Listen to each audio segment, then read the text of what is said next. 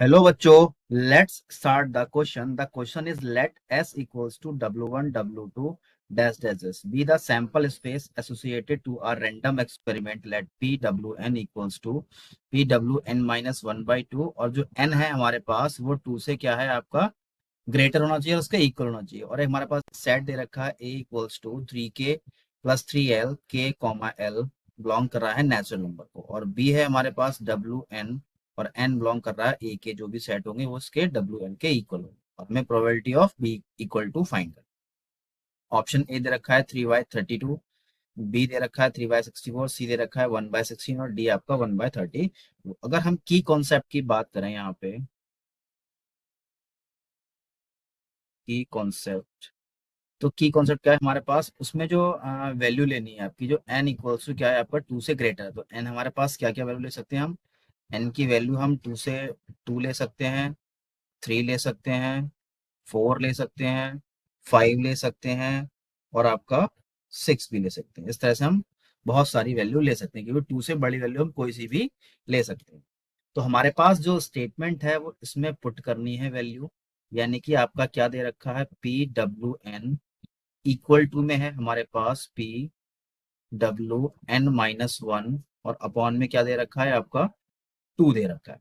तो इसमें मैं वैल्यू पुट करता हूँ, मतलब क्या पुट करता हूँ यहाँ पे कि मैंने n इक्वल्स टू 2 पुट किया।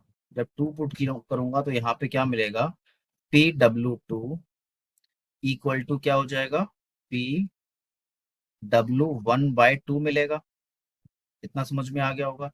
ऐसे ही मैं यहाँ पे क्या करूंगा, n इक्वल्स टू 3 पुट करूंगा, तो यहाँ से मुझे क्या मिलेगा कि PW3 इक्वल टू हो जाएगा आपका PW2 हो जाएगा, और डिवाइड बाय कितना मिलेगा आपको, 2 मिलेगा।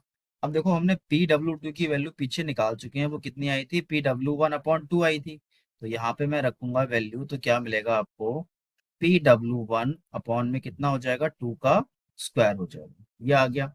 अब मैं n की वैल्यू क्या कर रहा हूँ, 4 पुट कर रहा हूँ, तो यहाँ से मुझे क्या मिलेगा, PW4 equals to PW3 upon में 2 मिलेगा। अब W3 की वैल्यू हमने पीछे निकाल चुके हैं, वो क्या आई थी, PW अपॉन अपॉन 2 का पावर 2 आया था। तो यहाँ पे रखने पर क्या मिलेगा आपको, PW1 अपॉन 2 की पावर कितना हो जाएगा, 3। ऐसे ही हमारे पास ये वैल्यू आती रहेगी। तो इतना आपको समझ में आ गया होगा। ऐसे ही हमारे पास अगर n टर्म्स की निकालें तो यहाँ से मुझे क्या मिलेगा, PWN इक्वल्स टू PW1 ही रहेगा यहाँ, तो ये सभी में सब में आ रहा है PW1, और 2 की पावर 1 2 3, यानी 2 की पावर कितना हो जाएगा आपका n-1, यानी कि ये आपका फाइनल स्टेज निकल के आ गया। अब जो हमारे पास क्वेश्चन में क्या दे रखा है कि a इक्वल्स टू एक सेट दे रखा है, इसको मैं नेक्स्ट पेज पे लिख ले रहा हूँ। एक सेट है हमारे पास a equals to 2k plus 3l, ये दे रखा है। और यहाँ पे बोला गया है जो आपका k और l का वैल्यू है वो किसको, नेचुरल नंबर को बिलोंग कर रहा है। अब नेचुरल नंबर को बिलोंग कर रहा है तो मतलब हम k और l की वैल्यू क्या क्या ले सकते हैं, यहाँ पे मेंशन कर रहा हूँ k और l। तो k और l की वैल्यू हम नेचुरल नंबर में कोई सी ले सकते हैं, 1 1 ले सकते हैं, हम 1 2 ले सकते हैं, 2 1 ले सकते हैं, 3 1 ले सकते हैं, हम 1 और 3 ले सकते हैं, 4 और 5 ले सकते हैं, 6 और आपका 1 ले सकते हैं, मतलब इनमें से आपकी कोई भी वैल्यू ले सकते हैं। तो जैसे ही मैंने यहाँ पे पुट करूंगा तो 1 + 1, तो यहाँ से क्या पहला नंबर क्या मिलेगा आपको, 5 मिलेगा। और अगर हम यहाँ पे कुछ वैल्यू और देखो, 6 पॉसिबल नहीं है हमारे पास यहाँ पे, बाकी सारे नंबर मिल जाएंगे आपको।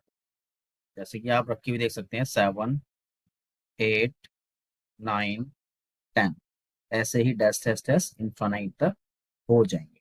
तो ये आपका एक सेट बन गया हमारे पास ए। इतना समझ में आ गया।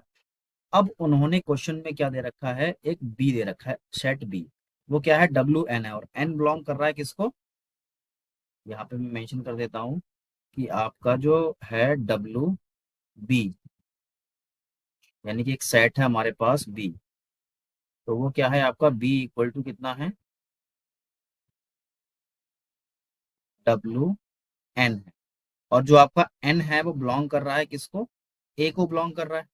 ठीक है, तो मैं यहाँ पे एक सेट बना लेता हूँ, बी का क्या सेट मिल सकता है, तो यहाँ पे जो ए की जितनी वैल्यू 5 7 8 9, तो यहाँ पे क्या मिल जाएगा आपको W5, W7 और आपका W8 और यहाँ पे W9 और यहाँ पे W10। ऐसे ये भी आपका इनफाइनाइट तक होगा। तो हमारे पास एक सेट ये मिल जाएगा। अब यहाँ पे मुझे क्या करना है, जो हमारे पास बी है, उन्होंने क्या पूछा है कि हमें प्रोबेबिलिटी ऑफ बी की फाइंड करनी है। क्वेश्चन में पूछा है ना, प्रोबेबिलिटी ऑफ बी की फाइंड करनी है।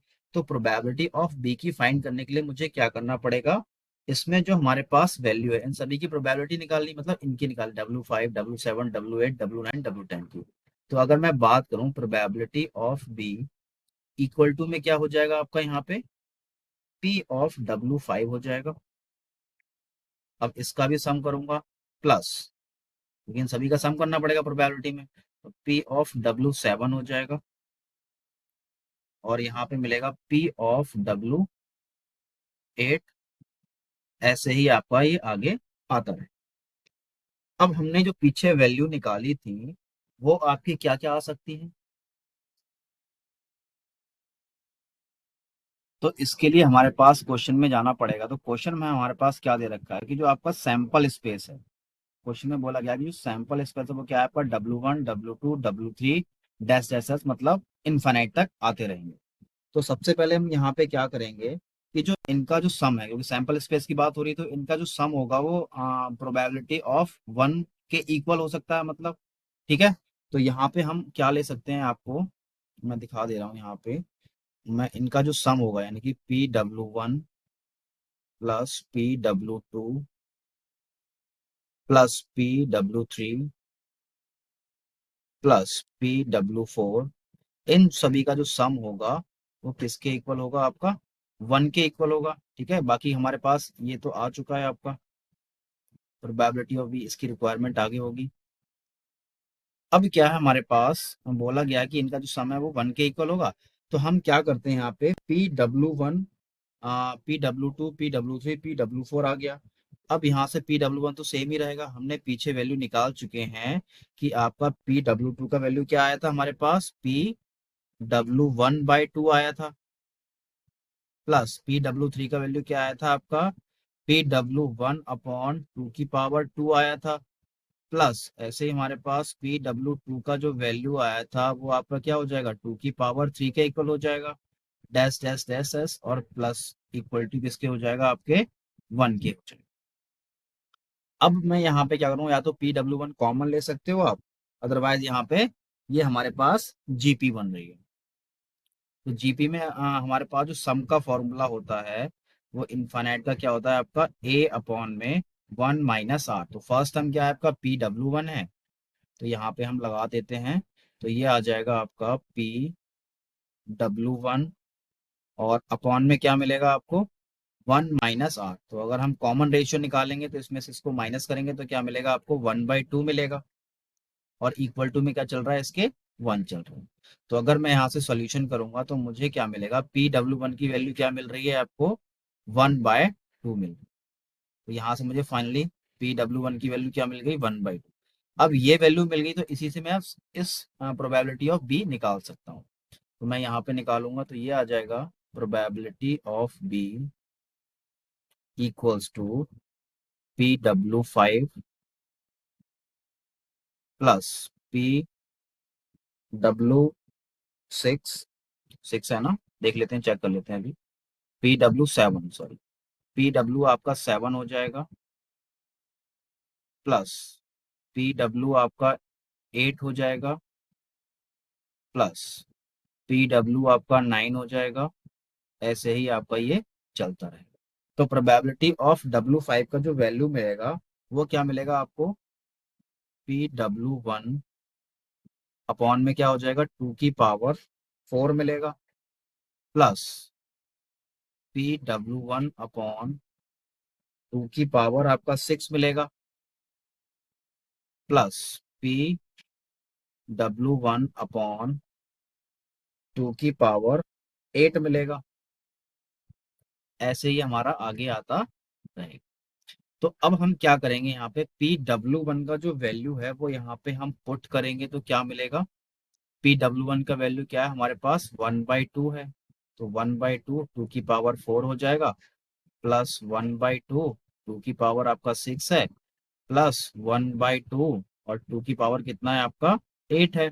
तो अगर जैसी मैंने पुट किया तो यहाँ पे क्या मिलेगा आपको, 1/2 की पावर 5 मिलेगा। मतलब हमने क्या करा, 1/2 का रेसी 1/2 और 2 की पावर 4 का रेसिपल कितना हो जाएगा, 1/2 की पावर 4 हो जाएगा। अब दोनों का बेस सेम है तो यहाँ पे क्या हो जाएगा, बेस थ्योरम लगा के हम इसको सॉल्व कर लेंगे। तो यहाँ पे क्या हो जाएगा, 1/2 की पावर 7 हो जाएगा, प्लस 1/2 की पावर 8। ऐसे ही हमारे पास आगे आते रहेंगे टर्म्स, 1/2 की पावर 9।